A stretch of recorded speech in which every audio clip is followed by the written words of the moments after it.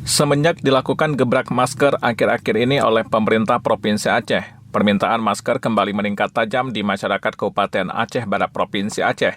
Selain itu, penerapan sanksi bagi masyarakat yang tidak memakai masker.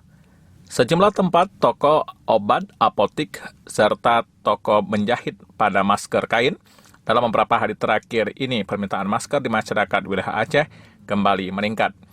Amin, salah seorang pengusaha tailor toko jahit, mengatakan harga masker bervariasi tergantung jenis bahan yang dibuat dan bentuk motif. Kita buat banyak variasi, ada yang 2 lapis, ada yang menggunakan tisu, ada yang pakai busa di dalam, ya tergantung permintaan. Yang jelas harganya masih terjangkau, 5.000 sampai dengan 10.000 tergantung bahan dan kesulitan tingkat pekerjaan yang kita lakukan. Alhamdulillah sekarang adalah kisaran 50 sampai 100 masker per harinya sekarang.